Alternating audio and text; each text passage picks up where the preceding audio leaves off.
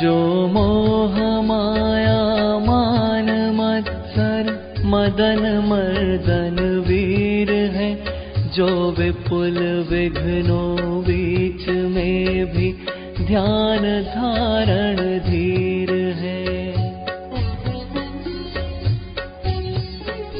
जो तरण तारण भव निवारण भव जलधि के तीर है, वे वंदनीय जिनेश तीर्थंकर स्वयं महावीर है।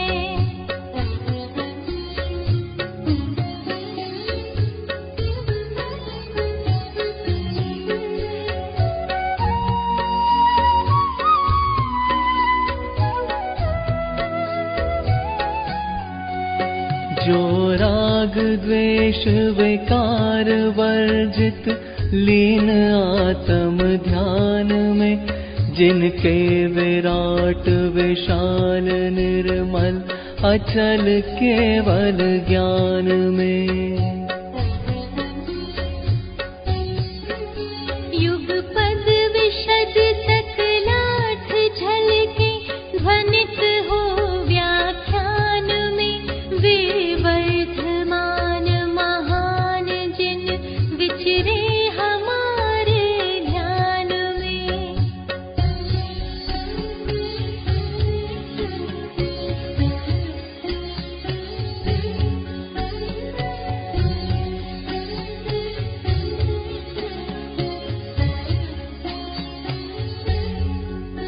जिनका परम पावन चरित जल निधि समान अपार है, जिनके गुणों के कथन में गणधर न पावे पार है।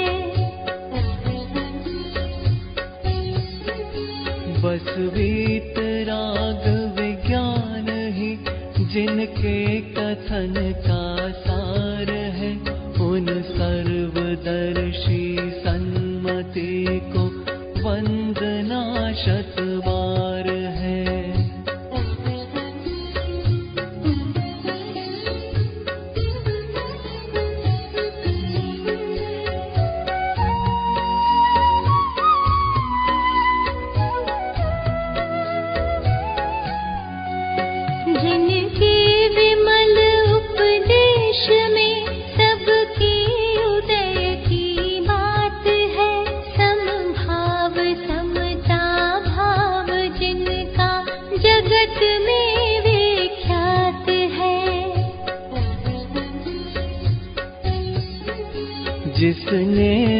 बताया जगत को, प्रत्येक कण स्वाधीन है, करता न धरता कोई है, अणु अणु स्वयं में लीन है।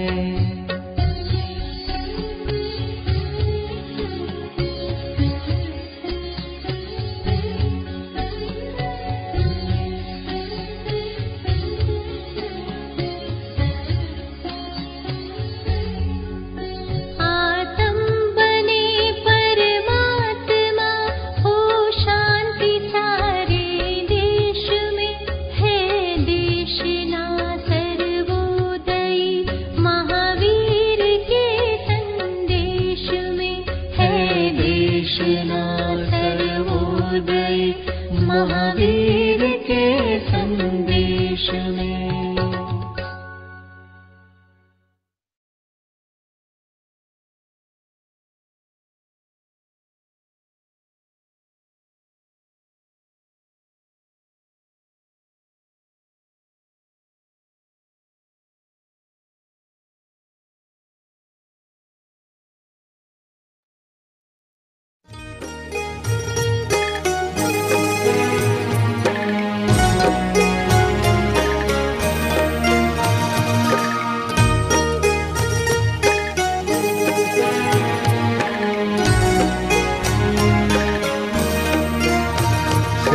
वाद नय षट द्रव्य गुण पर्याय और प्रमाण का, जड़ कर्म चेतन बंध का, अरु कर्म के अवसान का, कहे कर स्वरूप यथार्थ जग का, जो किया उपकार है उसके लिए जिन वाणी माँ को वंदना शत बार है।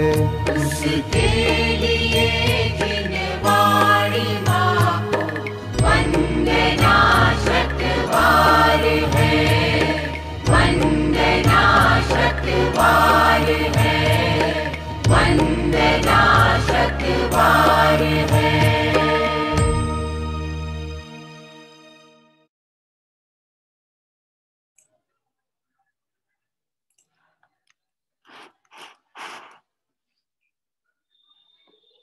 सभी साधर्मी बंधुओं को जय जिनेन्द्र।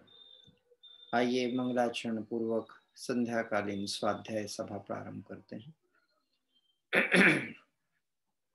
नमो हरिहंताणं, नमो सिद्धाणं, नमो आयरियाणं, नमो वज्रायाणं, नमो लोहे सब साहूणम्। मंगलाचरण करेंगे मूल कार्तिक अनुप्रेक्षा के आधार पर। शेयर स्क्रीन के माध्यम से आप सभी यहाँ देख कर के साथ साथ उसका पाठ कर सकते हैं।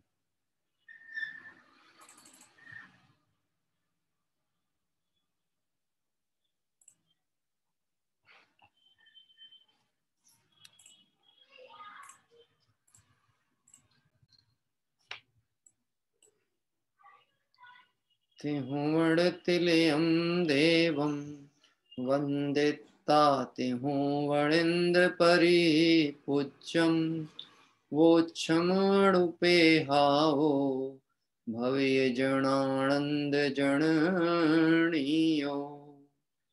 त्रिभुवन तिलक सत इंद्र वंदित, देव श्री अरहंत को कर नमन कहूँ अनुप्रेक्षाएं, भव्य को सुख कर अहो, भव्य को सुख कर अहो। कार्तिक अनुप्रेक्षा ग्रंथादिराज का स्वाध्याय हम कर रहे हैं। कार्तिकेय स्वामी विरचित 12 भावनाओं के अनुप्रेक्षा के रूप में इस ग्रंथ में भव्य जनों को जो आनंद देने वाली ऐसी वैराग्य भावनाएं वस्तु स्वरूप के उद्घाटक ही हैं, और वास्तव में मंगलमय और मंगलकारी आत्म स्वरूप का परिचय कराकर संसार शरीर भोगों से विरक्ति का मार्ग प्रशस्त करती हैं। कल हम सभी ने अध्रुव अनुप्रेक्षा यानी अनित्य भावना के विषय पे चर्चा प्रारंभ की थी, जिसके अंतर्गत कल हम चौथी और पांचवी गाथा का हमारा स्वाध्याय चल रहा था। पांचवें नंबर की जो गाथा थी, उस गाथा का विषय संक्षिप्त में देखते हुए हम आगे की ओर बढ़ते हैं।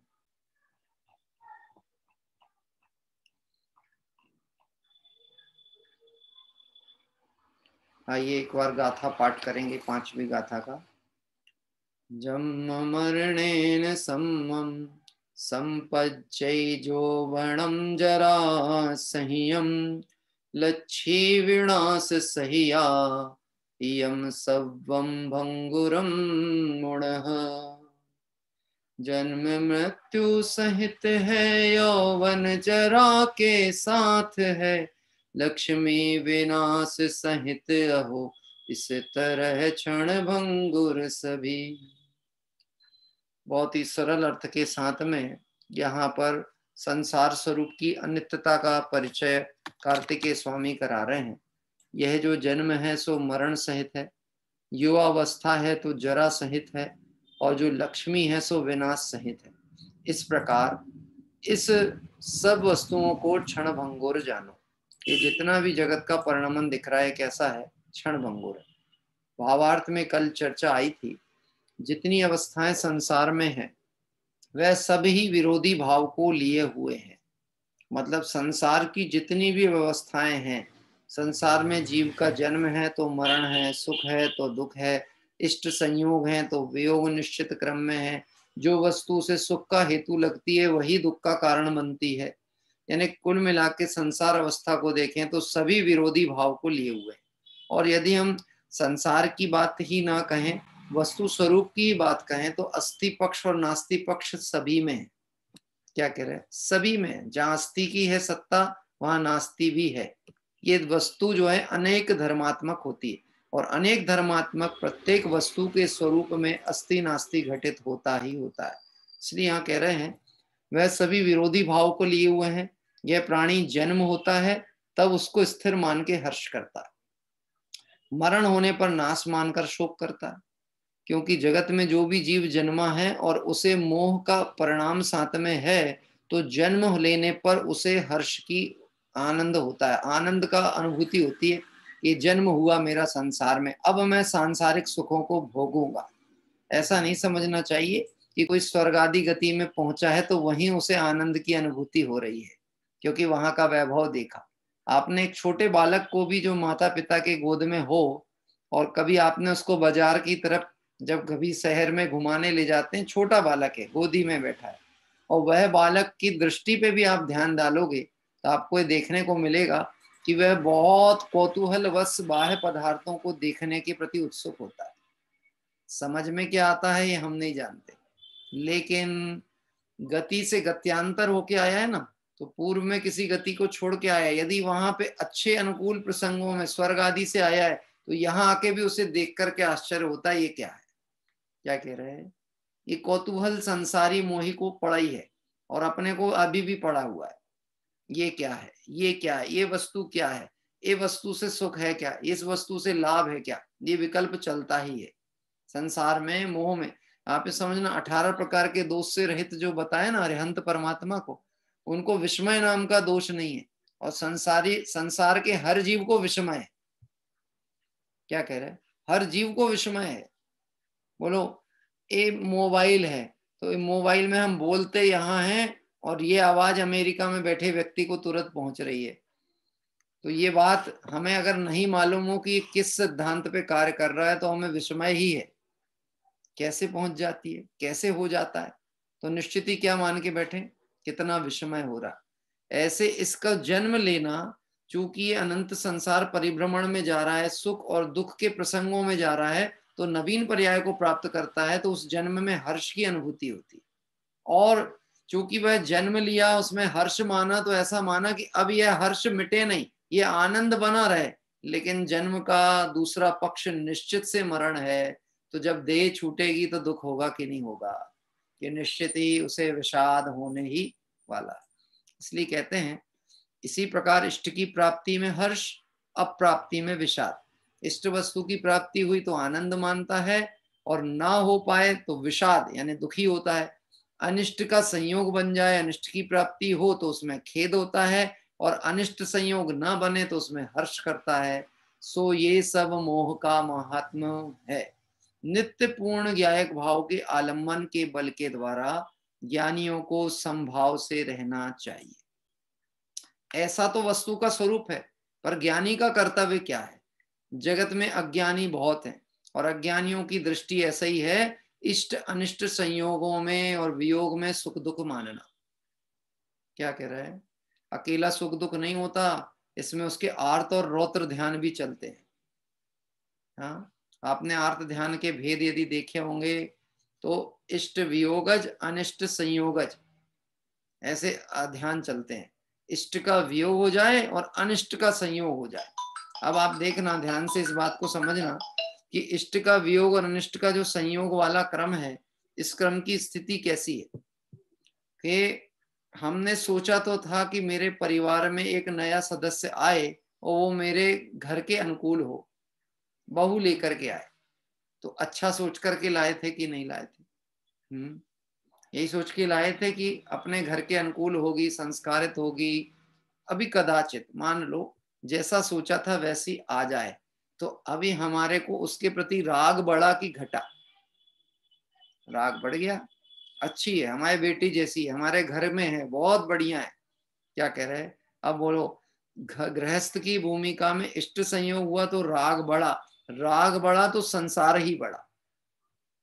दूसरा, प्रतिकूल आ जाए, उदय प्रमाण व्यवस्था है, हो सकता है विचार ना मिले, नाना प्रकार के जीव हैं, कर्म हैं, लब्धि हैं, विधि है, तो हो सकता है अलग विचारधारा हो, और घर में आए तो घर में वैसे शांति दिखती थी लेकिन आने के बाद अशांति हो गई।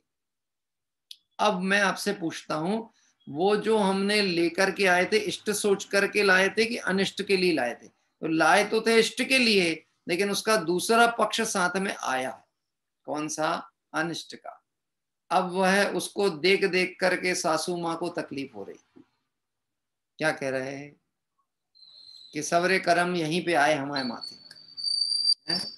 ये आ गई हमारे को उपदेश देने वाली, अब हमारे को सिखाने वाली आ गई। उम्र में उम्र नहीं, हमें बता रहे सही गलत क्या। अब बताओ आप, घर में रह करके भी निरंतर परिणाम कैसे चल रहा है? अनिष्ट संयोगज आर्त ध्यान चल रहा है। क्या चल रहा है? और आर्त ध्यान का फल तिर्यंच गति होता है। ऐसे इष्ट का वियोग हो जाए, किसी को जिसे मैंने इष्ट माना था, जिससे मैंने अपनी सुख की कल्पना की है, जो मेरे को अनुकूल लगता है, वह संयोग भी टिकने वाला नहीं है, लेकिन मैं उसे अपना मानता हूं, तो यह जो संयोग है, यह संयोग नियम से दुख का ही हेतु होगा। तो अनित्य भावना क्या बता रही है? ज्ञानियों को समभाव रखना चाहिए, क्योंकि प्रत्येक वस्तु में दो धर्म तो दिखेंगे। वैसे तो वस्तु अनेक धर्मात्मक है, लेकिन दो पक्ष दिखने ही वाले हैं। कौन से वाले? इष्ट और अनिष्ट। और यद्यपि वो वस्तु में इष्ट अनिष्ट कुछ नहीं, ये है कल्पना का काम, दृष्टि का खेल है। इष्ट अनिष्ट, अनुकूल कहें प्रतिकूल कहें, यह झूठी मन की वृत्ति है, वस्तु में नहीं है, वह प्रवृत्ति में पड़ा हुआ। ये वस्तु अनुकूल और ये वस्तु प्रतिकूल। बात ख्याल में आती है? घड़ी है ना, घड़ी, कुछ लोगों की ऐसी मान्यता होती है, घर में जो घड़ी लगी है, अगर उसका सेल खत्म हो जाए, बंद हो जाए, तो वो अनिष्ट हो जाती है। क्या? और चलती रहे तो इष्ट है। सुना आपने? हमको तो नहीं पता था, लोगों ने ऐसे कभी अचानक ध्यान गई, अरे आपकी घड़ी बंद है। अच्छा अच्छा, अरे ध्यान नहीं गया, सेल खत्म हो गया हो। नहीं नहीं नहीं नहीं, सब काम छोड़ो, पहले उसको बदलो। क्यों? नहीं तो आपका अनिष्ट हो जाएगा, आपकी उन्नति रुक जाने वाली है। तो जब चल रही थी तब उन्नति हो रही थी कि नहीं हो रही थी?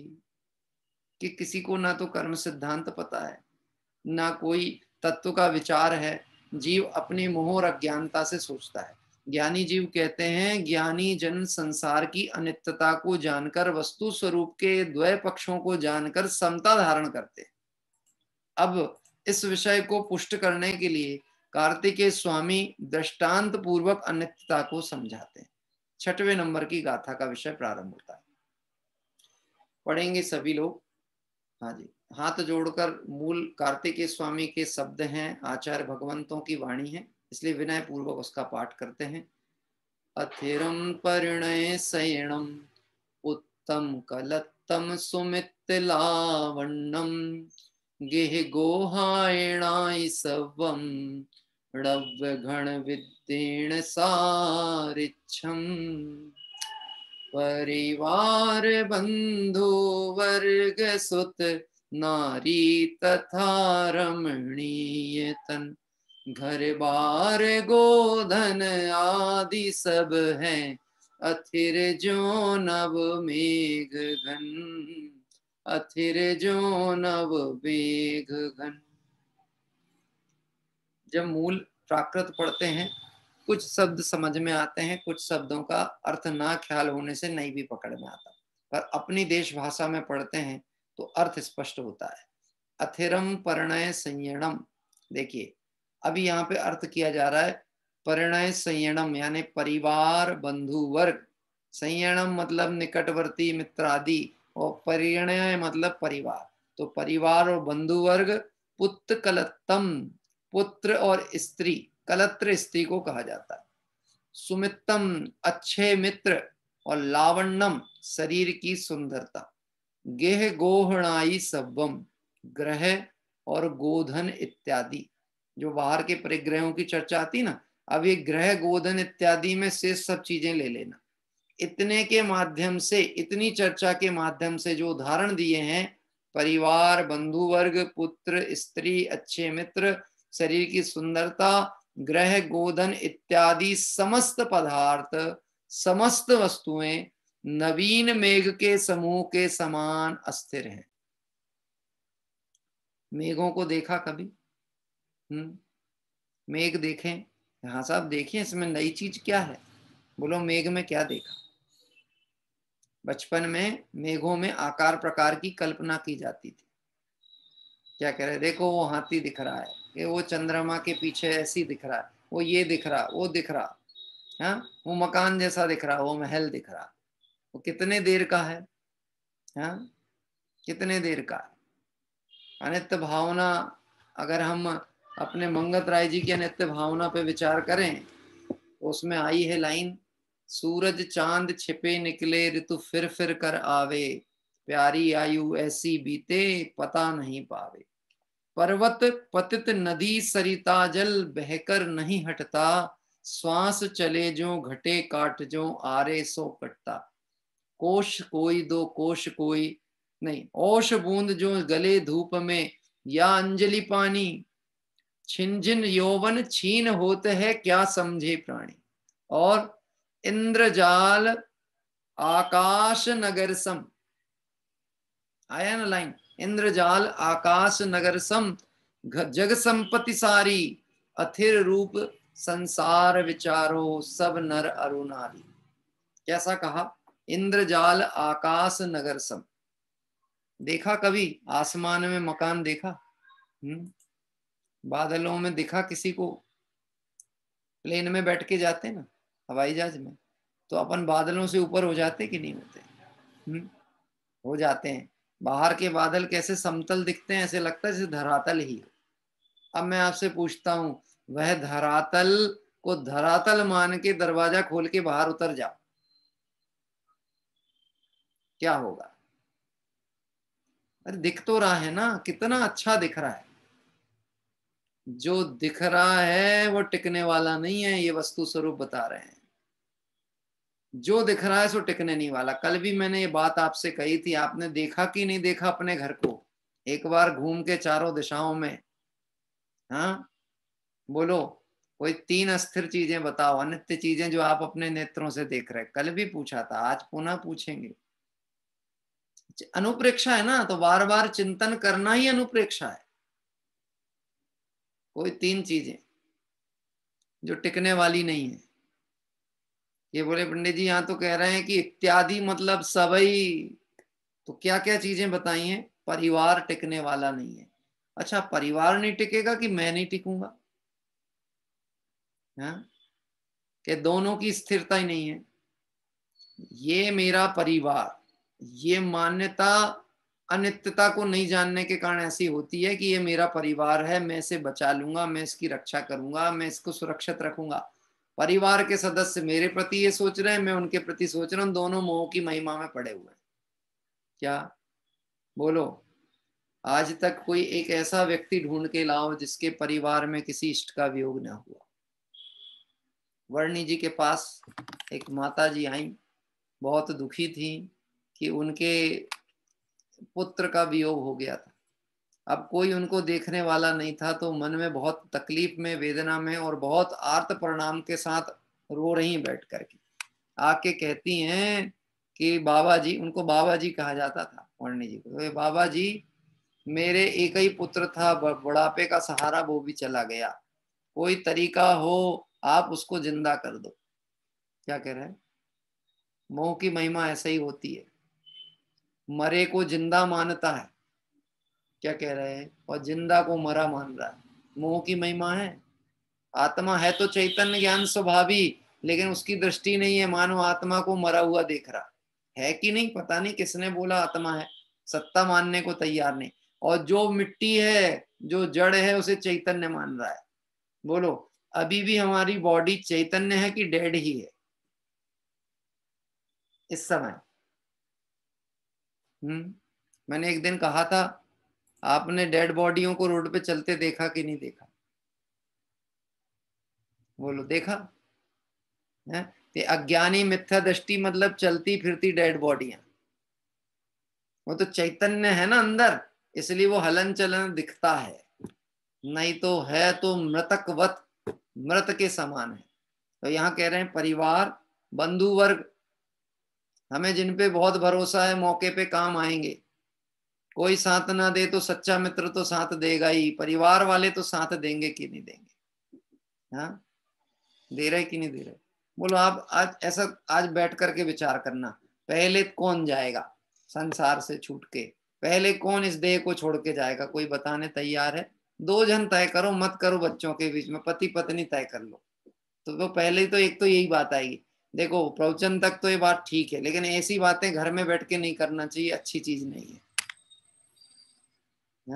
मैंने कल बताया था ना, शुभ और अशुभ का भेद कैसा पड़ा हुआ है। वस्तु स्वरूप की चर्चा करो तो कहता अशुभ बात है, अशुभ तो मरने की बात कर रहे हो आप, अभी क्या है जी? यहाँ कह रहे हैं सब क्षण भंगुर अनित्य। कल ये चर्चा कर रहे थे और आज ही एक हमारे कुटुंब परिवार की घटना घटी। मेरे मौसिया जी के बड़े भाई साहब हैं, अभी दोपहर में 4 बजे करीब फोन आया, उनका हृदय गति रुकने से देहांत हुआ। और खुद डॉक्टर, स्वयं डॉक्टर, उनका बेटा भी डॉक्टर। हाँ, मुझे फोन आया, मेरे को बाद में मैं रिसीव नहीं किया। अपने जो प्रांजल है ना, प्रांजल, नोएडा वाले प्रांजल भाई है ना, जुड़ते हैं, वो प्रांजल के मैं कहना चाहिए मौसिया जी, और वो मेरे भी यहाँ से मौसिया जी लगते हैं, ऐसा रिलेशन बैठता था। डॉक्टर, अच्छे बड़े डॉक्टर, सीनियर डॉक्टर रहे, जीवन भर शासकीय सेवा में उन्होंने सीनियर पोस्ट पे काम किया। अचानक सुबह भारीपन लगा, जांच की, गवर्नमेंट हॉस्पिटल में गए, जांच कराई, बोले आप एक काम करो, थोड़े भोपाल चले जाओ। थोड़ी बहुत तकलीफ थी, भोपाल के लिए रवाना हुए। बजरंगगढ़ क्षेत्र है गुना के पास, हम सभी दर्शन के लिए गए थे, तीर्थ यात्रा में, आपको यदि स्मरण हो तो 9-10 किलोमीटर। एम्बुलेंस में लेके जा रहे हैं, सेकंड अटैक आया, घर से 8-9 किलोमीटर नहीं पहुंच पाया, देह छूट गई। विचार कर सकते हैं संसार की अनित्यता कैसी है। आत्मानुशासन में, हाँ, हमने गुणभद्र स्वामी के वो दृष्टांत को कई बार विचार करते हैं, लेकिन हम बस उसे सुन करके शांत हो जाते हैं। जंगल में आग लगी है, चारों तरफ गहन भीषण आग में सभी तरफ लोग जल रहे हैं, पशु पक्षी वृक्ष आदि सब जल रहे हैं, और एक वृक्ष के बीच में बैठा हुआ एक पक्षी ये देख रहा है, ये गया, ये मरण को प्राप्त हुआ, ये चला गया। कदाचित वो ऐसा भी सोचता होगा, जैसे मैं अपनी बात कहूँ, इष्टोपदेश मैं भूल जाता हूँ, पता नहीं ये गाथा मैं बार बार आत्मानुशासन कहता हूँ, और अतुल भाई हर बार स्मरण कराते हैं। इष्टोपदेश की गाथा है पूज्यपाद आचार्य की, शायद 14 नंबर की कौन सी ये गाथा। अब वो मुझे एक बार उसको भली प्रकार से ग्रंथ निकाल के फिर से पढ़ना पड़ेगी, तब वो स्मरण में बैठेगी। तो वो ऐसा भी सोचता होगा उस पक्षी, वो वहां बैठे बैठे, ये तो उड़ सकता है ना, उड़ क्यों नहीं जाता? अरे देखो आग आ रही, इसको बच के निकल जाना चाहिए। दूसरे के प्रति तो ऐसा सोचता है, लेकिन अपना मोह की महिमा में अपने को नहीं देखता है कि यह अनित्यता रूप संसार है, मेरे साथ भी यही होने वाला। मैं आपसे एक सच बात कहूं, मैं बचपन में ऐसी कल्पना करता था, पाठशाला जब पढ़ते थे तो छोटी छोटी चींटियों को यहाँ वहां जाते हुए देखते थे। तो चींटियां भागती थी शक्कर लेने, अनाज लेने, यहाँ वहां। तो मैं मन में ऐसा सोचता था कि चींटियों को थोड़ी अकल रखना चाहिए ना, रोड के किनारे किनारे चले, चलना भी है तो बीच में क्यों चलती है? क्या कह रहे हैं, बीच में क्यों चलती हैं? एक तो बीच बीच में आती हैं चल के, और गलती से मर जाए तो पाप हमको लगता है, गलती इनकी, पाप हमको लगता है। अब पाठशाला में तो सुनते थे ना, किसी जीव को मारना, सताना, दुख देना हिंसा है, हिंसा का पाप हमको। तो मन में ये विचार आता था, इनको अकल क्यों नहीं है इतनी। बाद में समझ में आया कि हम अपनी अकल को भी तो देखें। आचार्य देव कह रहे हैं कि विषय भोगों की जो लालसा है, जगत की अनित्यता है, उसको तू नित्य मान के बैठा है। तेरी मान्यता उस चींटी से भी बिल्कुल गई भी थी। अरे उसके तो ज्ञान नहीं, उसके वैसे प्रकट ज्ञान ही नहीं, उसके निर्णय करने की सामर्थ्य नहीं। और मेरे निर्णय करने की सामर्थ्य होने के बाद भी, संगी पंचेंद्रीय अवस्था होने के बाद भी, मैं वस्तु स्वरूप की अनित्यता को नहीं देख रहा। ज्ञानी जन समता पूर्वक इसको समझते हैं, और अज्ञानी मोह में इसको ऐसा मान के बैठे हैं कि ये नित्य है। देखिए क्या कह रहे हैं, शरीर की सुंदरता, अच्छे मित्र, ये रहने वाले नहीं। अब शरीर की सुंदरता रहने वाली नहीं है, ये तो सुन लिया। मेंटेन तो हो सकती कि नहीं हो सकती? शरीर की सुंदरता रहने वाली नहीं है। वृद्धावस्था में तो सबकी झुर्री आएंगी, बाल झड़ जाएंगी, सब होने वाला है। क्या कह रहे हैं? लेकिन अभी तो हम मेंटेन कर सकते कि नहीं इस समय?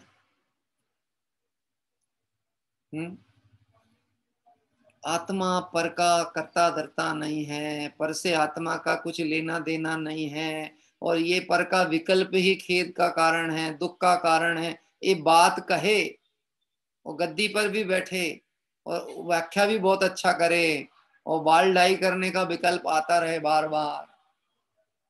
क्यों? कि बाल काले दिखेंगे तो कौन सी अवस्था कहलाएगी, वृद्ध अवस्था की युवा? ये युवा अवस्था दिखाने के लिए बाल काले किए जाते। मैंने अभी बीच में जब आपको कहा भी था ये चर्चा में, आजकल युवा वर्ग में एक फैशन चल रहा है। वो फैशन नहीं है, वो व्यसन है। वो फैशन ऐसा आ गया है, जो हमारे लड़के होते हैं युवा वर्ग में, वो आजकल ऐसा दाढ़ी रखने लगे। देखा आपने? एक तो वो संस्कृति विरुद्ध कार्य है, संस्कृति विरुद्ध। मैंने पूछा, किसी से पूछा कि, मैंने कहा क्यों ये क्यों ऐसा रखने की आदत क्यों आ गई? क्योंकि जैन समाज की बात नहीं कह रहा हूं मैं, मुमुक्षु समाज के ही बहुत सारे बच्चों को मैंने उस पद्धति से देखा है। मैंने पूछा ऐसा क्या? बस भैया ऐसे। अरे मैं ऐसा नहीं उत्तर दो, उत्तर सटीक दो, जो थोड़ा हमको भी बैठे तो हम भी बढ़ाएं। मैंने कहा हाँ भाई, ऐसा तो कोई उत्तर दो, या तो हमारा समझो या आप अपना दो, या हम भूल में हो तो हमारी सुधर जाए, नहीं तो आप सुधारो। बोले इससे मैच्योरिटी आती है। क्या आती है? इससे मैच्योर दिखते हैं, मैच्योर। मैंने कहा मैच्योरिटी गुणों से आती है कि ये बाह्य रूप से आती है? आपके गुण कैसे हैं उससे आपकी परिपक्वता दिखेगी। एक छोटा बालक भी यदि सत्संस्कारित है, नीति की बात करता है, तो हम कहते हैं मैच्योर है। क्या कह रहे हैं? लेकिन हम एक अन्य मत की संस्कृति को देख करके अपनी मैच्योरिटी मान के बैठे। मालूम ही नहीं है, स्वरूप खबर नहीं है, माता पिता कहें तो बुरा लगता है, मानने को तैयार नहीं है। यहाँ कह रहे हैं वो शरीर का सौंदर्य मानते हैं, पर वह तो क्षण भंगुर है। कैसा है? क्षण भंगुर। और इन सब चीजों के लिए एक दृष्टांत दिया, यह सभी वस्तुएं वैसी अनित्य हैं जैसे नवीन मेघ। जो आकाश में मेघ दिख रहे हैं उसकी अवस्था कितनी देर की है? इंद्रजाल आकाश नगर सम जग संपत्ति सारी, कितनी देर की? आपने ध्यान दिया होगा तीर्थंकरों के पुराण में ऐसे तीर्थंकर भी हुए हैं जिन्होंने मेघ विलय को देखकर, संसार की क्षणभंगुरता को जानकर और संसार शरीर भोग से विरक्ति ले ली और दिगंबर दीक्षा अंगीकार कर ली। गजब की बात है, जो वस्तु ज्ञानी को दृष्टि में वैराग्य का कारण है, अज्ञानी को उसी को देख करके ऐसा लगता है एक फोटो तो खींच लें हम, नहीं है? हाँ, मैंने तो आपको दृष्टांत बताया था। एक दिन मेरे यहाँ बेटा शाश्वत छत पे गया, उसी समय रैम्बो दिखा, रैम्बो। अब वो तो कभी कभी दिखता है। ऑन किया, आवाज दिया, जल्दी आओ ऊपर। जब तक सब दौड़ के पहुंचे, कैमरा चालू करो, एक फोटो खींचना, तब तक तो रैम्बो गायब। इतने में तो वैराग्य आ जाना था। हैं? चलो कोई बात नहीं है, अब नेक्स्ट टाइम फिर मौका मिलेगा तब खींचेंगे। बात ख्याल में आ रहा है? दृष्टि परिवर्तन हो जाएगा तो छोटे से छोटा कारण भी हर वस्तु अनित्यता को दर्शा रही है। हर वस्तु अनित्यता को दर्शा रही, जितनी भी हैं पदार्थ जगत के, वह जगत की अनित्यता के दिग्दर्शक हैं। एक ध्रुव गायक परमात्मा और पंच परमेष्टि का मार्ग यही शरण है, यही नित्य है। बाकी सारा जगत कैसा है? अनित्य। भावार्थ, आइए हिंदी जो लिखी है भावार्थ शब्दशः पढ़ते हुए आगे बढ़ेंगे। ये सभी वस्तुएं नाशवान जानकर नित्य ज्ञान स्वभाव में एकत्व द्वारा हर्ष विषाद नहीं करना चाहिए। ये सब वस्तुएं नाशवान है। अगर हमने अनित्य की शरण ली तो निश्चित ही हम अनित्यता के कारण दुखी होने ही वाले। जैसे किसी एकदम से बैलेंस बिगड़ गया चलते चलते, और हमने कोई वस्तु को पकड़ा, लेकिन पकड़ा किसको? जो खुद ही कमजोर थी। तो हमारा क्या होने वाला है? ये गिरने वाले हैं, पक्की बात है। तो पकड़ना किसको? जो ध्रुव हो, जो स्थिर हो। अब यहाँ पे कह रहे हैं जगत की प्रत्येक वस्तु अनित्य है और जीव उसमें सुख खोजने जाते हैं। जो वस्तु नित्य नहीं है, जिसमें सुख नहीं है, उसमें सुख खोजेंगे तो नियम से दुख ही दुख होने वाला है। अब मैं आपसे प्रश्न पूछता हूं, लखपति ज्यादा दुखी कि करोड़पति ज्यादा दुखी कि अरबपति ज्यादा दुखी? हाँ, सावधानी से उत्तर देना। हाँ, हमारी मीता बहन ने उदाहरण दिया, वो आपने जो तीसरे नंबर का बोला ना, करोड़पति ज्यादा दुखी, नहीं, उत्तर गलत है आपका। करोड़पति ज्यादा दुखी नहीं, जिसकी सुख बुद्धि पर वस्तुओं में पड़ी है वह दुखी। जिसकी जितनी ज्यादा पड़ी है वो उतना ज्यादा दुखी। क्योंकि अगर इससे दुख मानेंगे तो फिर चक्रवर्ती महादुखी होना चाहिए, क्योंकि वो तो पूर्व पुण्य प्रकृतियों के अनुसार उदय में आया, पर उसने उसमें सुख नहीं देखा, उसने उसे अनित्य देखा, इसलिए उसे छोड़कर निर्गंत दीक्षा अंगीकार करके मोक्ष पथ पे चले गए। ये बात समझना इसलिए जरूरी है, वस्तु का स्वरूप समझाना है, वस्तु की अनित्यता बतानी है, लेकिन उस वस्तु से राग द्वेष नहीं कराना। बात ख्याल पड़ती है? राग द्वेष नहीं कराना है। हम जिनसे मोह कर रहे हैं वो कह रहे हैं तुम इन्हें जानो, ये वस्तु का स्वरूप है, ऐसा ही है पदार्थ। अगर उसको वैसा जानते हैं तो राग द्वेष होने वाला नहीं। देखिए आगे की ओर चलेंगे, बहुत सरल गाथाओं के द्वारा ये विषय पुष्ट किया गया है। अब इंद्रिय विषयों की क्षणिकता बतलाते हैं। ध्यान दीजिएगा, इसमें क्या क्या चर्चाएं आई थी? परिवार, बंधु वर्ग, पुत्र, स्त्री, अच्छे मित्र, शरीर की सुंदरता, ग्रह, गोधन इत्यादि समस्त वस्तुएं नवीन मेघ के समूह के समान है। परिवार साथ नहीं जाएगा, ना साथ आया था। मित्र वर्ग साथ नहीं जाएंगे, बंधु वर्ग वगैरह। पुत्र साथ में आया नहीं था तो जाने नहीं वाला। स्त्री, अच्छे मित्र, शरीर की सुंदरता, क्योंकि ये तो सब नौ कर्म जनित पदार्थ हैं, नाम कर्म की प्रकृतियां हैं, सुंदर असुंदर होना। फिर ग्रह, मकान, कितना मजबूत मकान रहेगा? मकान बनाएंगे तो कितना मजबूत बनाना है, कितने साल टिकना चाहिए? 25 साल, 50 साल, 100 साल? हाँ, कौन सी सीमेंट लगाना चाहिए? मैंने सुना एक सीमेंट आती जिस सीमेंट में जान है, सुना आपने एडवर्टाइज? इस सीमेंट में जान है। गजब की बात है, जो चैतन्य का लक्षण है वो सीमेंट में डाल दिया, इस सीमेंट में जान है। तो इसको तू जान से ज्यादा प्यारा समझ जो मकान इस सीमेंट से बना है। वो ध्वस्त होने वाला है कि नहीं होने वाला? हाँ, अच्छा कदाचित मकान तो रह जाए, पर मकान में रहने वाला तो जाएगा कि नहीं जाएगा? तो निश्चित ही समझ लेना, संसार अवस्था अनित्य ही है। अब वो चाहे किसी पदार्थ पे जैसी भी घटाना हो वैसे घटा लो, पर अनित्यता लागू होती ही होती है। ऐसे सभी वस्तुएं नवीन मेघ के समान थी। अब इस विषय को और आगे पुष्ट करते हुए आगामी गाथा की चर्चा यहाँ प्रारंभ करते हैं। अब इंद्रिय विषयों की क्षणिकता बतलाते हैं। आइए 7वें नंबर की गाथा पाठ करेंगे। सुरधनु तडीव चवेला, इंद्रिय विषया सुभिच्चव गाया, दिठ्ठपणठा सव्वे तुरै गया रहवरा दिया। इंद्रिय विषय सेवक सभी, गजरत तुरंगा दिक अहो, सुरधनु तथा बिजली समान, दिखाई देकर नष्ट हो, दिखाई देकर नष्ट हो। सुरधनु, ये वही दृष्टांत दिया गया है। सुरधनु यानी इंद्रधनुष। सुरधनु मतलब इंद्रधनुष, उसको कहा गया है सुरधनु।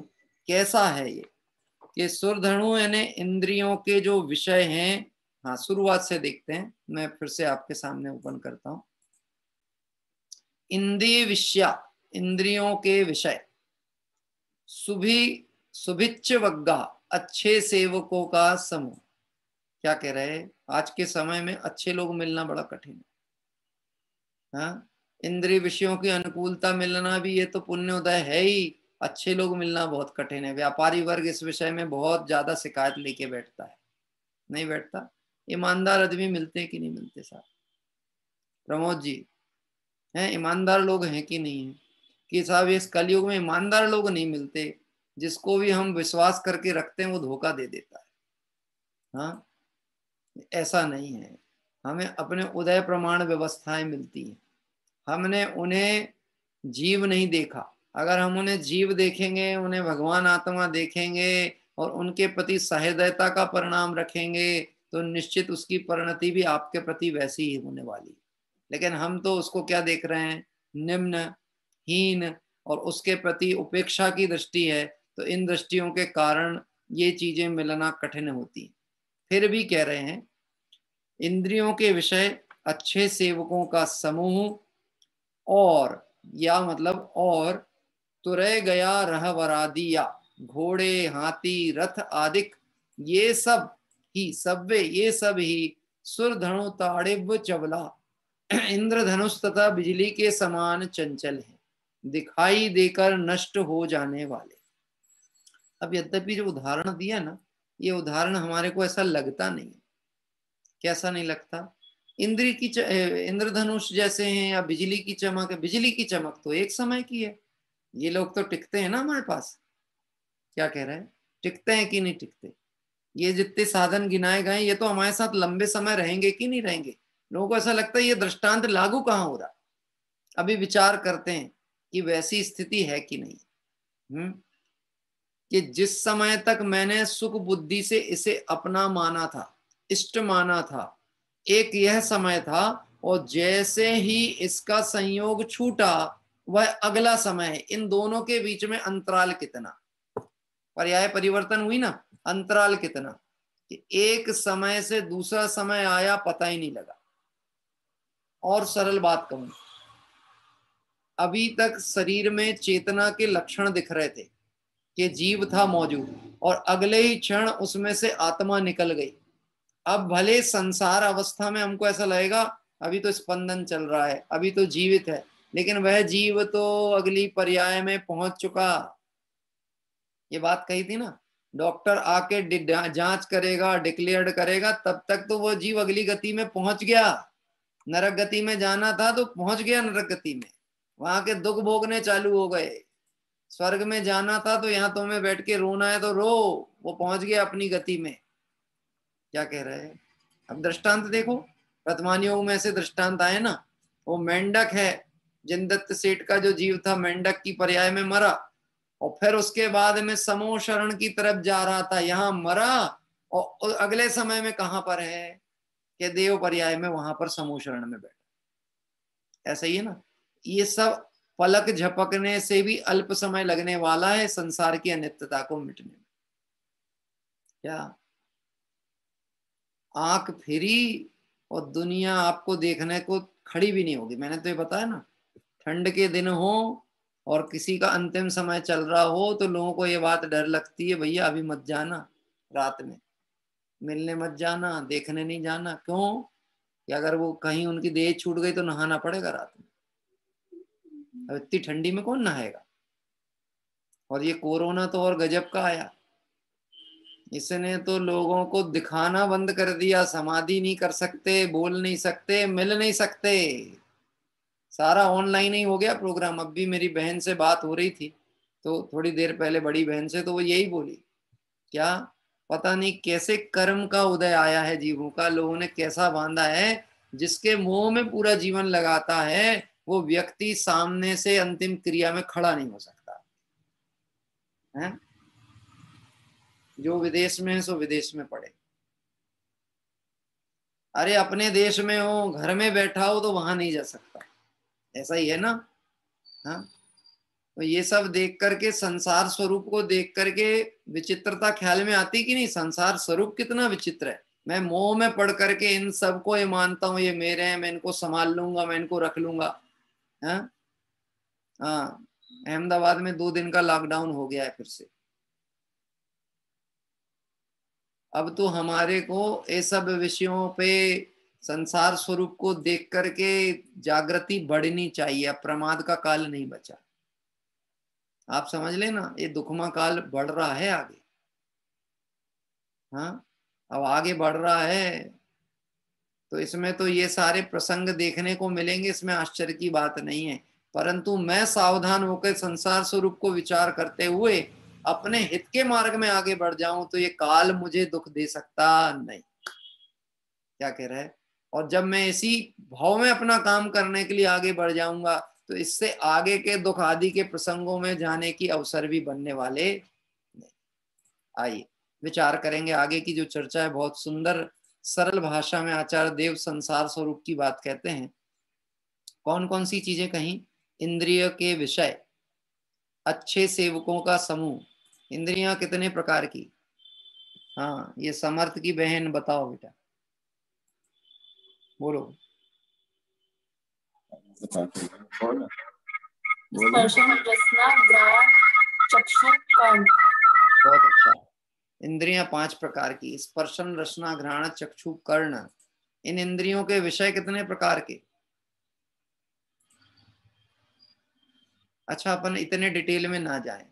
अभी हम सभी जहां बैठे हैं स्वाध्याय करने के लिए, इस समय स्पर्शन इंद्रिय संबंधी कितने विषय हमारे साथ में जुड़े हुए हैं? हाँ, कोई 3 विषय बता सकते हैं स्पर्शन इंद्रिय के जो अभी लगे? देखो, ऐसा विचार नहीं करेंगे ना तो भेद ज्ञान की कला ही नहीं आने वाली। भेद कराने के लिए ज्ञान कराना जरूरी है। बता सकते हैं? हाँ, कि अतुल भाई ने बताया फैन, बहुत सारे जगह पर ठंड बढ़ गई, फैन नहीं चल रहे। बोलो बोलो, बताओ क्या क्या है? 3 विषय सामग्री स्पर्शन इंद्रिय की इस समय स्वाध्याय करने बैठे तब। हाँ, हमारे रमेश जी साहब के यहाँ से बताइए, वनमाला जी। अभी सर्दी का मौसम है, शॉल ओढ़ रखी है। ठंडी का मौसम आया है, शॉल ओढ़ ली है और स्वेटर पहन रखा है, कुर्सी पे गादी लगा रखी है। हाँ, कुर्सी पे गादी लगा के बैठे हैं क्योंकि तकलीफ होती है, ज्यादा देर साहब कैसे बैठ सकते हैं। हाँ, अब आप विचार करके देखना, स्वाध्याय के काल में भी यद्यपि ये शारीरिक व्यवस्था की व्यवस्था के अनुसार ये सब है, लेकिन इसके साथ भी मेरा इस समय स्पर्शन इंद्रिय का सेवन चल रहा है। हाँ, स्पर्शन इंद्रिय का भोग चल रहा है, क्योंकि दृष्टि में सुख बुद्धि पड़ी है ना उसमें।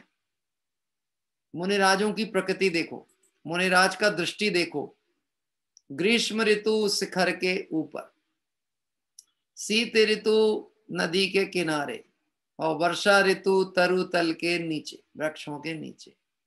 हाँ, ऐसा क्यों? पता है क्यों? इस शरीर के प्रति किसी भी रूप में मोह राग ना जगे, इसके लिए प्रकृति के प्रतिकूल जीवन चलता। प्रकृति के प्रतिकूल नहीं, राग ना हो इस देह से, इसलिए वो ऐसे अनुकूल व्यवस्थाओं में जाते ही नहीं। हाँ, बोलो साहब गर्मी के दिन घूमने जाना हो मुझे, तो कहाँ जाना चाहिए? किस क्षेत्र की तरफ यात्रा करने को निकलूं कि ज्यादा अच्छा माहौल मिलेगा? जयंती लाल जी साहब, गर्मी के दिन आ रहे हैं, आगे गर्मी आएगी, तो मैं बहुत दिनों से कहीं नहीं गया घूमने, तो कहाँ जाऊं? आप सलाह दो मुझे। पंडित जी कश्मीर हुआ,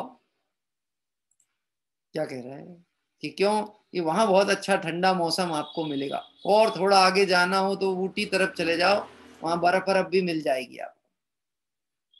यानी ए जीव को जब राग बुद्धि पड़ी रहती है तो 5 इंद्रिय के विषयों की आसक्ति, 5 इंद्रियों की तरफ से देखना, 5 इंद्रियों की तरफ से, स्पर्शन, रसना, हाँ, रसना इंद्रिय का विषय, उसके प्रति आकर्षण।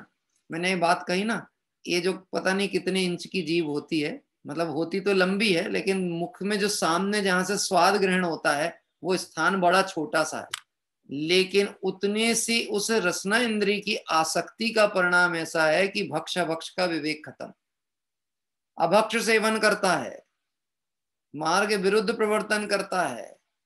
हाँ, आज के समय में दिखावा और प्रदर्शन इतना हो गया है शादी विवाह प्रसंग में, खाने के लिए तो पेट भरने को जो चाहिए था वो तो गया साइड में, इतने स्टॉल लगाएंगे, इतने स्टॉल लगाएंगे प्रदर्शन के, और वो हर जगह मक्खी की तरह जा जाके मुंह मार के आता है।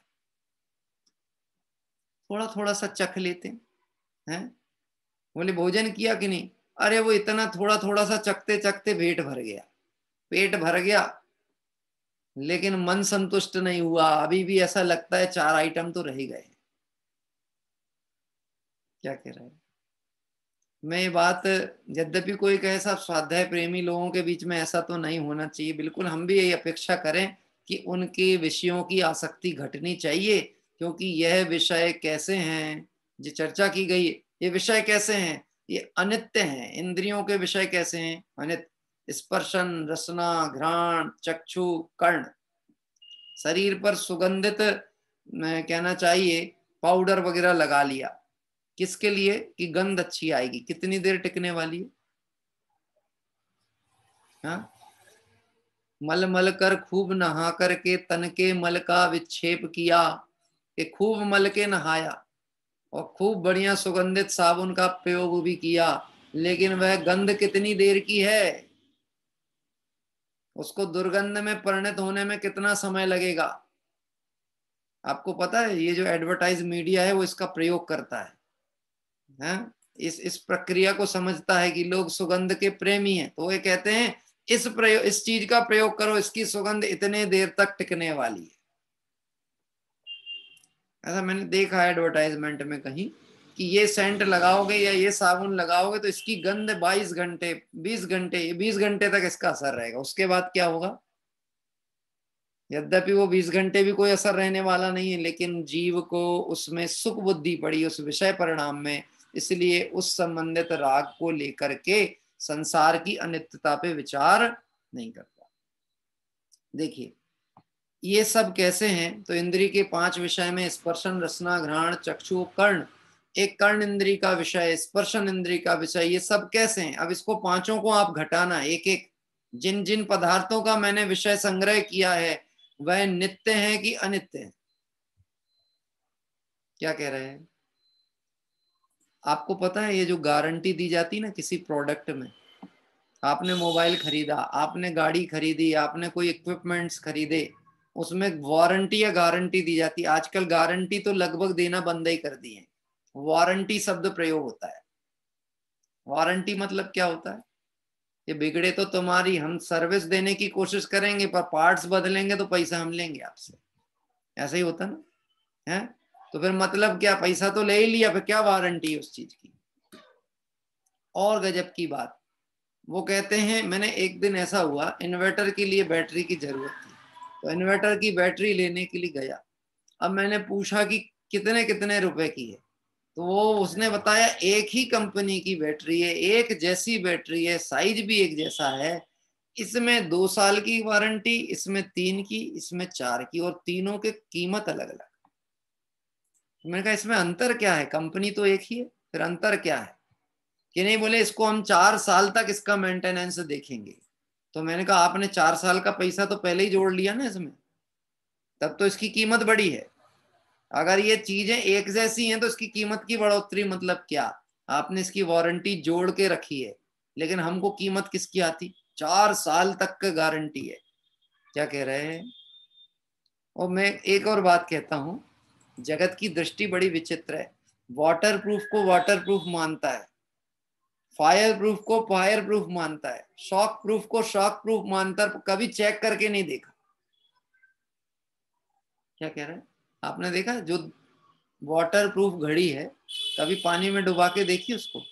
नहीं नहीं, वो तो वहां से गारंटी कार्ड आया है लिख के, बिल्कुल उन्होंने बोला है कि बिल्कुल पानी नहीं जाने वाला इसमें।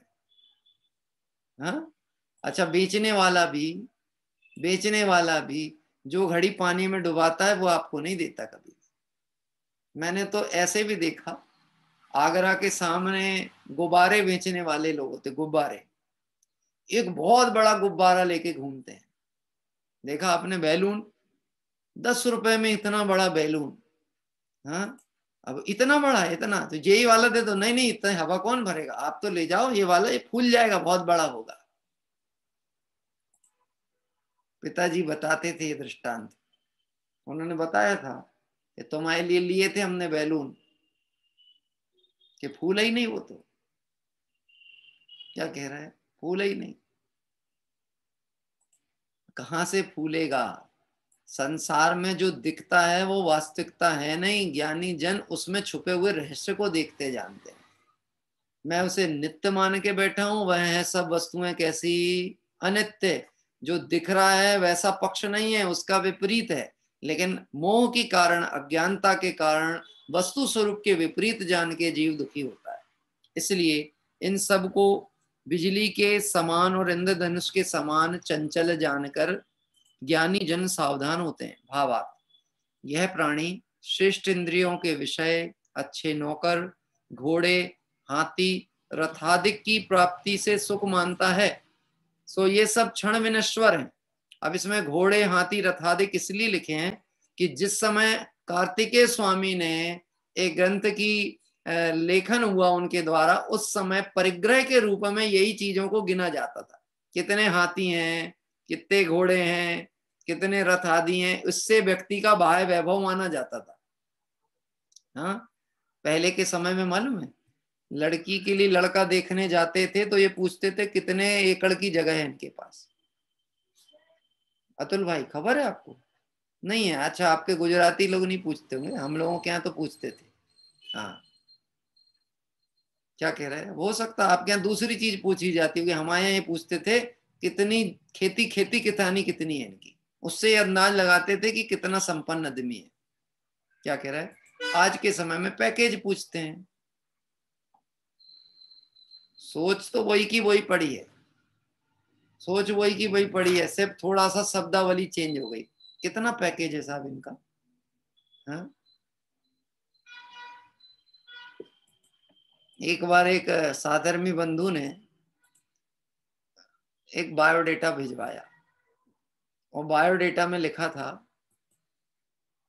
ये हमारे लड़के के ये गुण हैं, ऐसे ऐसे, और हमको समकक्ष योग्यता वाला संबंध चाहिए।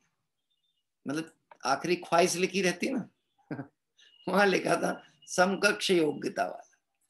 अब मेरे पास किसी का फोन आया विपक्षी पार्टी का, उनकी, कि पंडित जी इनकी समकक्ष योग्यता का क्या मतलब होता है? कि मैंने कहा मैंने भी कहीं जनवाणी में अभी तक तो नहीं देखा है समकक्ष योग्यता का क्या अर्थ होता है, पूछना उन्हीं से पड़ेगा।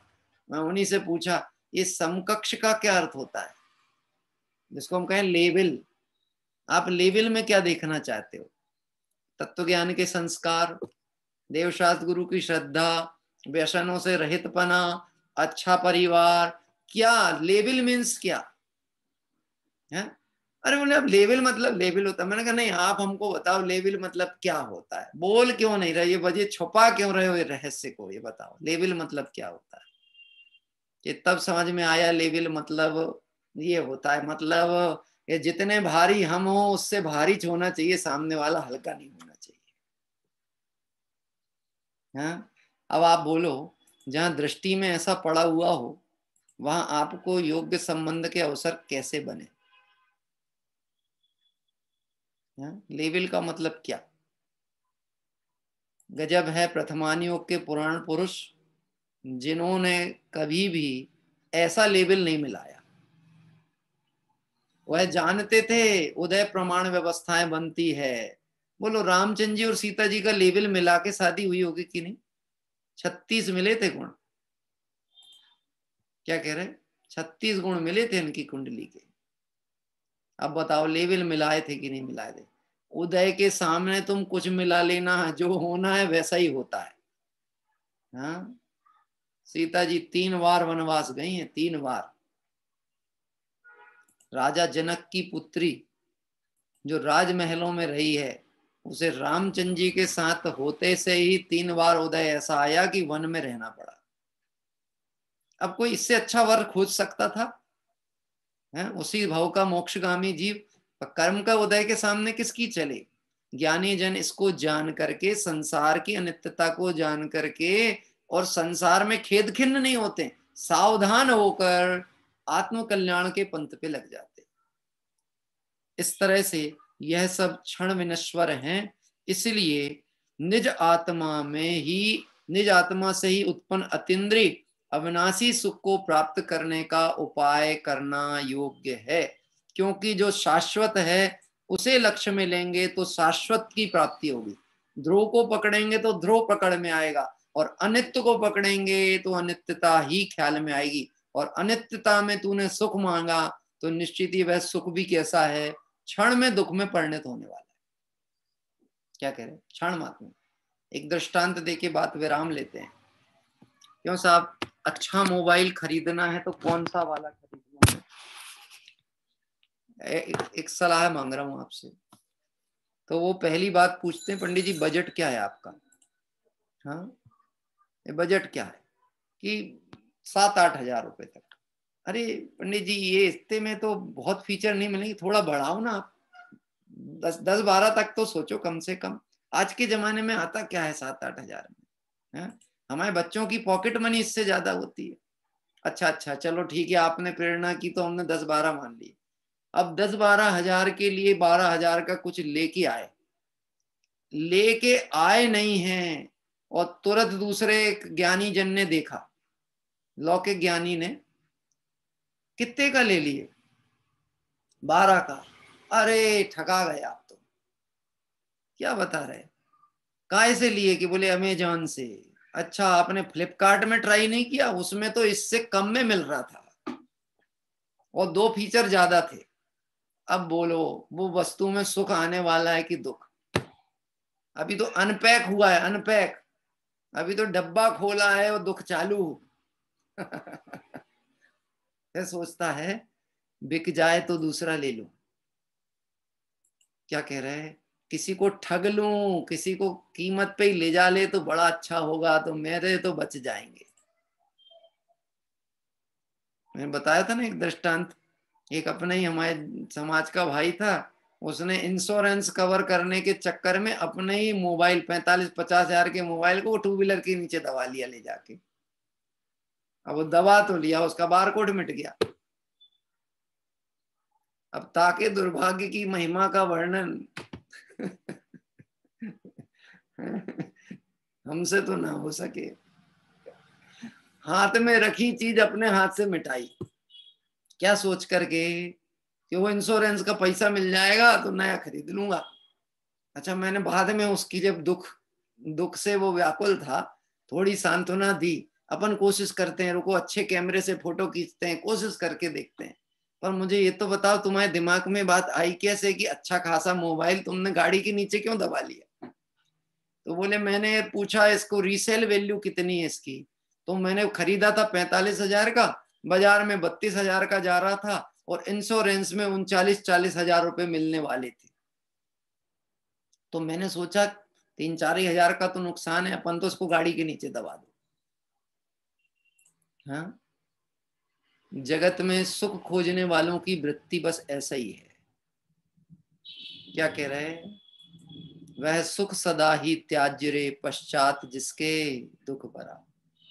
हाँ, संसार का बढ़ना अरे नरदेह की ये हार है, और उसका पूरा प्रयोग उस पे ही चलता है जो अनित्य है। तो अनित्यता पे दृष्टि होगी तो निश्चित ही ये संसार अवस्था में दुख ही होने वाला है। ऐसी बात कहते हुए कार्तिकेय स्वामी उदाहरणों के माध्यम से इस बात को स्पष्ट कर रहे हैं। कल 8वीं गाथा से विषय को लेके आगे बढ़ेंगे। आइए आज भक्ति के क्रम में हमारे साथ में सैलू से जुड़ रहे हैं परिवार। हाँ, सरला जी, हाँ यही लेंगे ना आज भक्ति। जिनेश जी, सरला जी का ही नंबर से है ना मोबाइल? हाँ ठीक है। हाँ, मैं आपका माइक म्यूट कर रहा हूँ जी।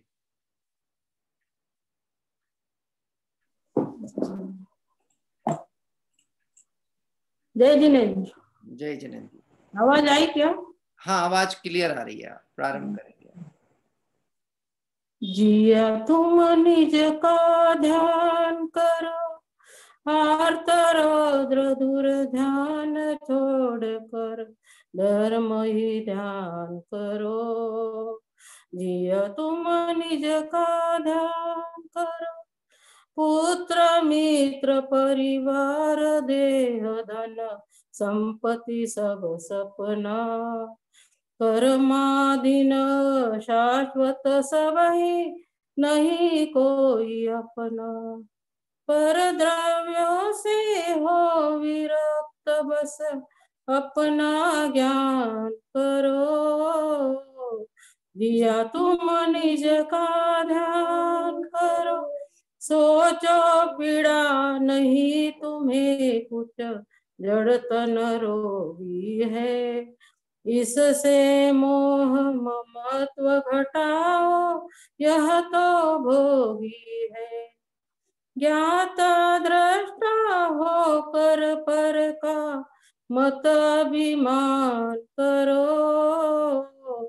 जिया तुम निज का ध्यान करो, वस्त्र पुराने सदा बदलते, नए वस्त्र द्वारा उसी भांति यह देह बदलती, जन्म मृत्यु द्वारा। सदा प्रसन्न प्रफुल्लित रह कर मंगल गान करो। दिया तुम निज का ध्यान करो, जो अनादि भव रोग उसी की औषधि करना है। जन्म मरण चारों गतियों को तुमको हरना है। लो स्वभाव का साधन अब शिवपत अभियान करो। लिया तुम निज का ध्यान करो, वेद ज्ञान कर लिया अगर सिद्धत्व प्राप्त होगा। अचल अटल विकल विनाशी स्वपद व्यक्त होगा। शाश्वत ध्रुव चैतन्य स्वयं अपनी पहचान करो। दिया तुम निज का ध्यान करो, आर्त रौद्र दूर ध्यान छोड़ कर धर्म ही ध्यान करो। दिया तुम निज का ध्यान करो।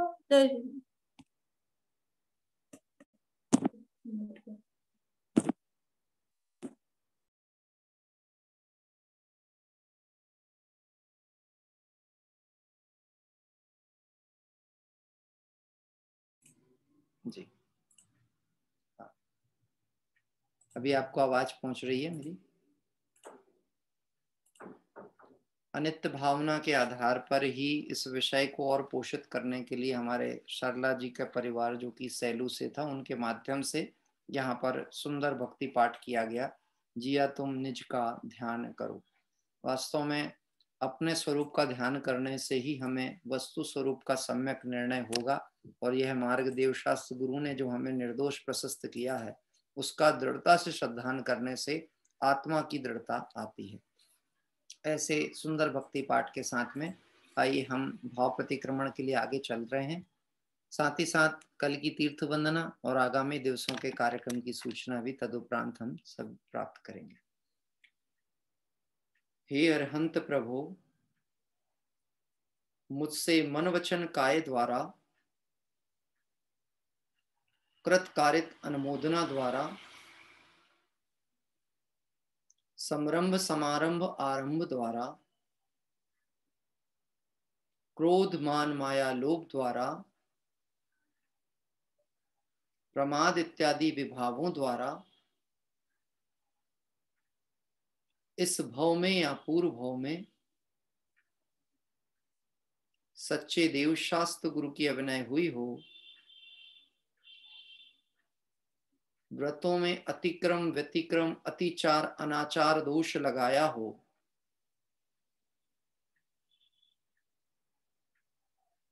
एकेंद्रिय से लेकर पंचेंद्रिय तक किसी भी जीव की हिंसा हुई हो, विराधना हुई हो, दिन या रात में लगाए सर्व दोषों का पश्चाताप व्यक्त करता हूं, क्षमा मांगता हूं। वह मेरे सभी दोष मिथ्या हों, मैं मुझ में रहूं, इस प्रकार मैं इन सभी दोषों का प्रायश्चित करता हूं। ओम नमः सिद्धेभ्यः।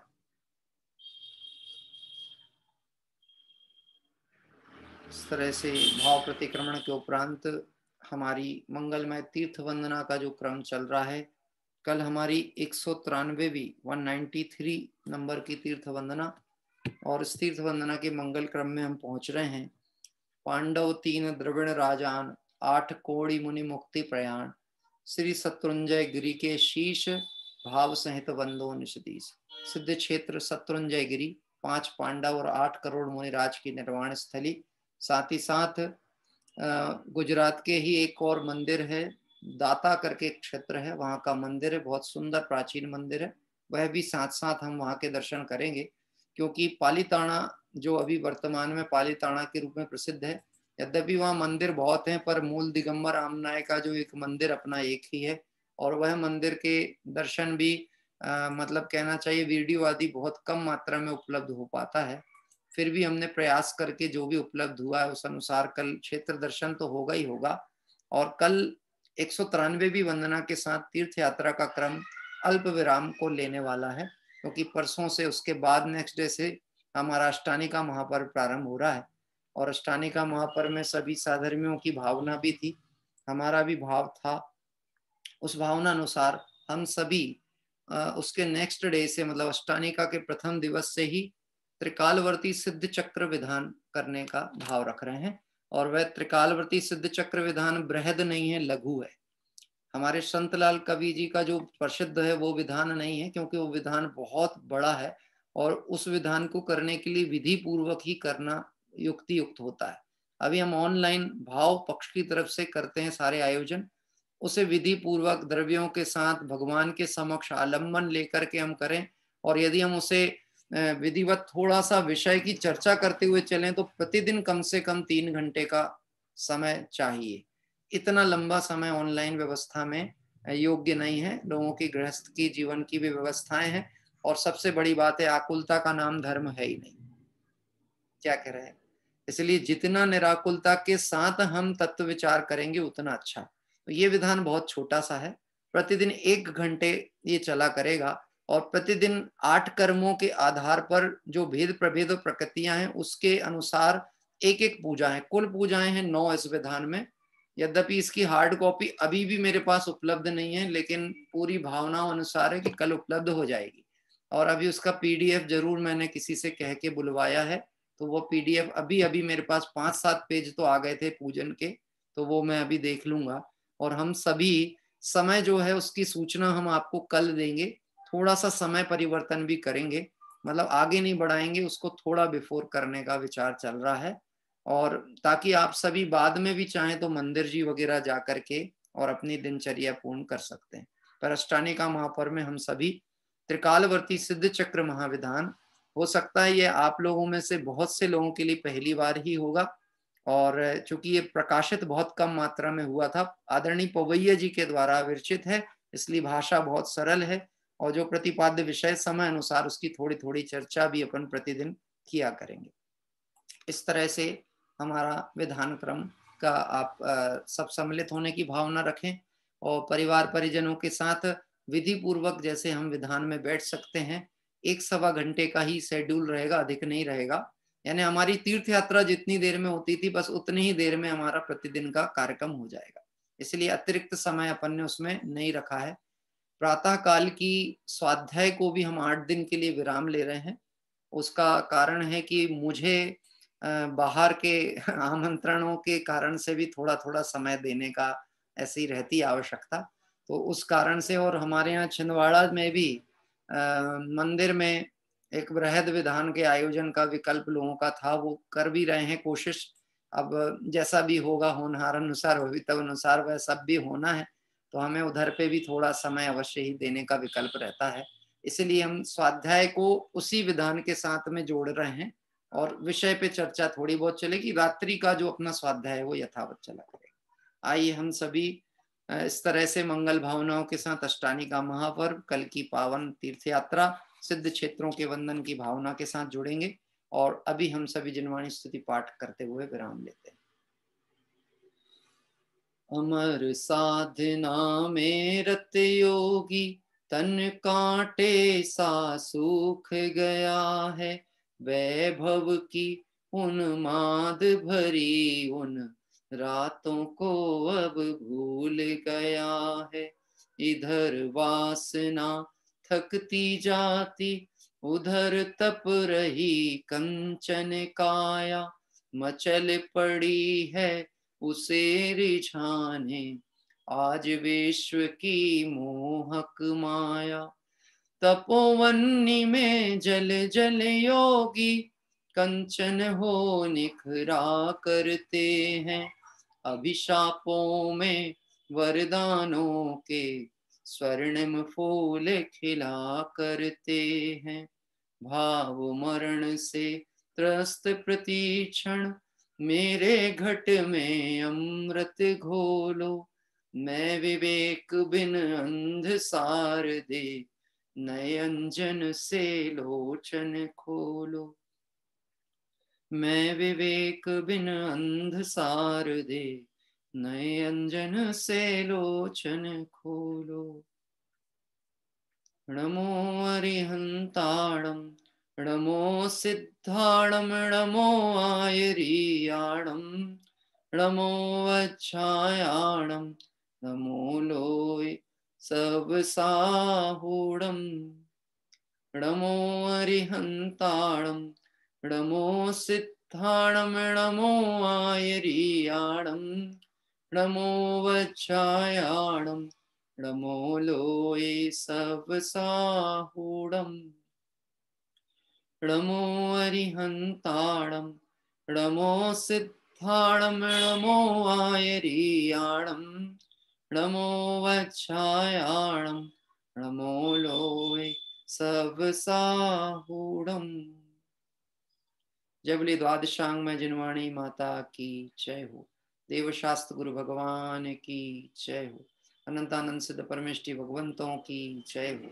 वीतरागी जैन शासन की जय हो। जैसा कि आप सभी को सूचित किया है, विशेष विधान संबंधी जो एक विधि व्यवस्थाएं होती हैं, कैसे मर्यादा पूर्वक हम पर्व चतुष्टयों पे या अष्टानिका महापर्व पे या 10 लक्षण पे कार्यक्रम आयोजित करें, जिससे हमारी भावनाएं ज्यादा फलीभूत हो सकें, उस संबंधी सूचनाएं हम कल आपको देने का प्रयास करेंगे कि आप सभी 8 दिन की मंगल आराधना किस तरह से यथासंभव कोशिश करके संयम पूर्वक व्यतीत करें। बाहर के वस्तुओं संबंधी विकल्प का त्याग करें अधिक से अधिक। और भी कुछ संक्षिप्त सरल नियमावली हैं जिन्हें पालना हम सबके लिए बहुत आसान है, कठिन नहीं है। उसको रखते हुए और हम यदि ये विधान आदि का आयोजन करेंगे तो निश्चित ही हमें उसका विशेष लाभ प्राप्त होगा।